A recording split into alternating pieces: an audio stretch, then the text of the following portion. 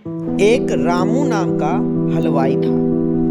वह पास के बाजार में अपनी जलेबी का दुकान करता था और उसका जलेबी का दुकान बहुत ही मशहूर था। उसके जलेबी के चर्चे दूर दूर तक गांव और शहर में हुआ करता था। एक दिन की बात है, उसके दुकान पर एक अनजान व्यक्ति आया और वह रामू से कहा, तो हलवाई, मैं थानेदार हूँ। मैं अभी थाने से आया हूँ। तुम्हारा शिकायत आया है कि तुम बहुत बेकार जलेबियाँ बनाया करता है, जिसके कारण से गांव के बहुत लोग बीमार पड़ चुके हैं। अब तुम्हें जेल जाना पड़ेगा। अब रामू यह सब बात सुनकर पूरी तरह से डर गया और जेल का नाम सुन के वह डर से थरथराने लगा और उन व्यक्ति के सामने हाथ जोड़कर खड़ा हो गया और कहने लगा, साहब, मैं बहुत ही अच्छी तरीका से मिठाई बनाता हूँ। आप चाहे तो पूरी मेरी दुकान की तलाशी ले लो। अगर किसी प्रकार की कोई कमी नजर आए तो आप मुझे जेल कर देना। और वह व्यक्ति दुकान घुस के और दुकान का तलाशी लेने लगा और कुछ जलेबियां उठाकर दुकानदार को दिखाते हुए कहा, ये देखो, तुम्हारे मिठाई में कितनी मक्खियाँ मरी हुई है।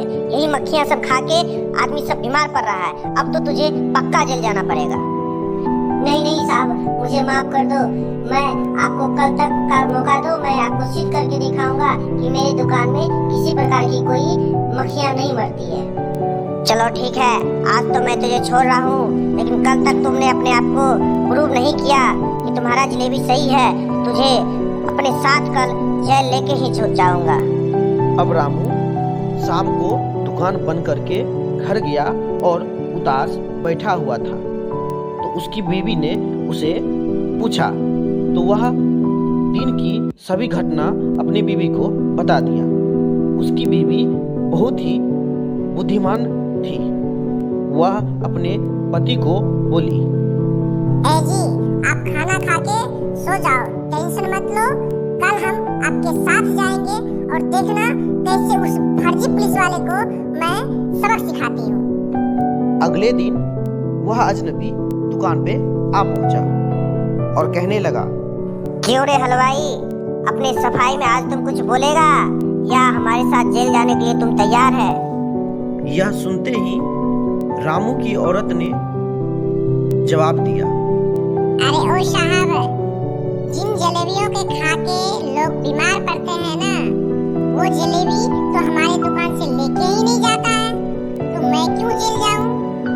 अगर आपको भरोसा नहीं हो रहा है तो आज आके मेरा दुकान को फिर से चेक कर लीजिए। इस बार जब वह आदमी दुकान के अंदर गया तो बहुत जल्दी ही दुकान से बाहर आ गया और इस बार उनके हाथ से खून बह रहा था और वह हाथ जोड़ के कहने लगा, मुझे माफ कर दो। मैं तुझे झूठा बोल के फंसाना चाहता था ताकि तुम डर के मारे हमें कुछ पैसा दे दो। कल भी हमने अपने जेबी में मरी हुई मक्खी रखा था और जाते वक्त तुम्हारे जलेबी में मिला दिया और आज भी मैं वैसा ही करने वाला था। ना जाने कहाँ मेरे जेब में बिच्छू आ गया और मुझे काट लिया। अब रामू को मन ही मन सब समझ में आ रहा है कि ये सारा चमत्कार उसकी बीवी का किया हुआ है और उसकी बीवी भी मन ही मन मुस्कुरा रही थी और उन ठग को सबक सिखाने के लिए वह पुलिस भी पहले से बुला के रखी थी और उस पुलिस वाले ने उन ठग को पकड़ा और डंडा बजाते हुए थाने ले गया। पुलिस के जाने के बाद हलवाई की पत्नी ने अपने पति से कहा, देखा मेरा कमाल, कैसे हमने पट से उसको पुलिस से पकड़वा दिया। लेकिन तुम ये बिच्छू वाला खेल कैसे खेलती? जब वह दुकान के अंदर घुस रहा था तो रास्ते में ही हम चालाकी से उसके जेब में बिच्छू छोड़ दिए थे और जब वह मक्खी निकालने के लिए जेब में हाथ डाला तो बिच्छू उसको काट लिया। तो इस कहानी से हमने क्या सीखा? इस कहानी से हमने सीखा बुरे काम का बुरा नतीजा। सुन भाई चाचा, सुन भतीजा।